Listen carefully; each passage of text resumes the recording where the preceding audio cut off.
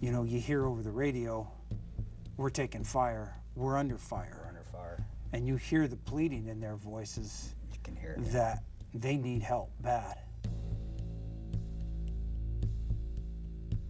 I actually dropped to a knee, and then I'm like, why the hell did I do that? And that's when the rocket hit. Roan had a machine gun, and he started laying down hay.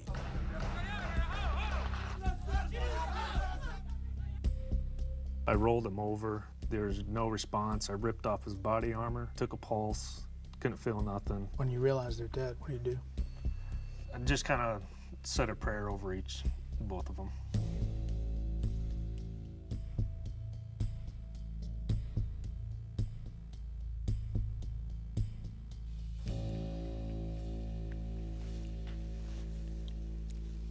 The consulate. Where are we here? Here's the consulate, and then here's us. Here's our compound. So, pretty close. About 3/4 of a mile as a crow flies. About I'd say, mile drive. If maybe a mile. If you did the whole thing. So this site, was it well protected? Ooh, who wants to take that one? No, it looked nice. It was a beautiful compound. I mean, it had orchards. Had a really nice house, had a swimming pool. They had their own security. They were their own security. They were their own, yeah. Diplomatic security. The diplomatic security. They didn't have like an American force, like a Marine detachment. They did it themselves. So what'd you tell them? And me and my bluntness, I said, you know, if you guys get attacked, you guys are gonna die. You know that, right? And I remember I said, if you ever need us, you just call us, we'll come get you. What's your reaction when you hear ambassadors coming to Benghazi on September 10th, September 11th, of all days? And you were like thinking, you know, there's only 5 guys to protect him, and that's a huge compound. All right, so 9/11. Men stream onto the compound, bearing AK-47s, chanting in Arabic, shooting off their guns. Almost instantly, they've overrun the compound. The 17 February militiamen who were supposed to be guarding the compound, they just flee. Now, you're ready to go. 5 minutes, we're ready. Thumbs up, we're ready to go.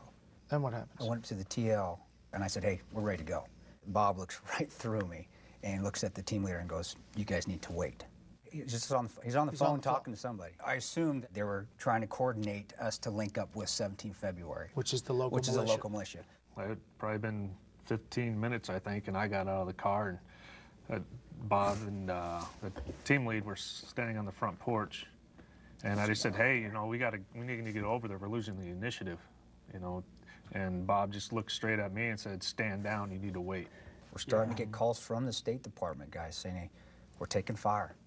We need you guys here, we need help. Yeah, we were talking about it in the cars. On our radars, what the hell's going on? Why are we waiting? From beginning to when you're ready to go, thumbs up, you're ready to go out, to the time when you actually pull out, what's that time frame? It's close to 25 minutes. I went up to Bob. I said, hey, we need to go.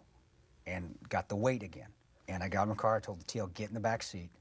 And looked at Roan. He gave me a thumbs up, I gave him a thumbs up, and we left. And you guys did that pretty much on your own. Yes, we did. We were never given the okay to go. We got the final straw for us to go, at least that's my opinion, and how I felt, was where one of the DS agents said, hey, they're starting to light the buildings on fire. You guys need to get here. They used the word stand down. A number of people now, including the House Intelligence Committee, they insist no one was hindered from responding to the situation at the compound. The committee's wording was, quote, there was no stand-down order given to American personnel attempting to offer assistance that evening.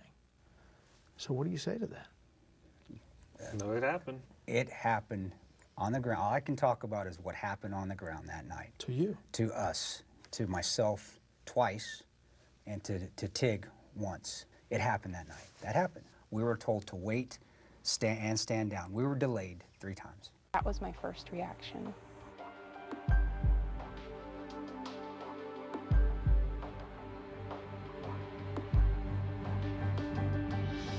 Let me take you to when the bigger convoy arrives. Yeah. They finally get there. It's like 50 cars. Yeah. There's technicals, which are the big mounted machine guns. Yeah, it was a mean convoy. Remember the first vehicle coming in, I had my gun on him. And eyes on, I mean, right at his head.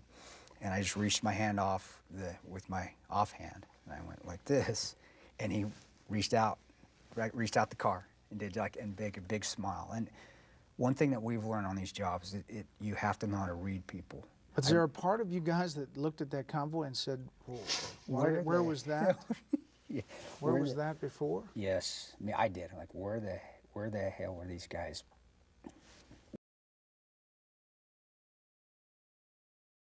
Back, and I gave you some air power. Would Ambassador Stevens and Sean Smith be alive today?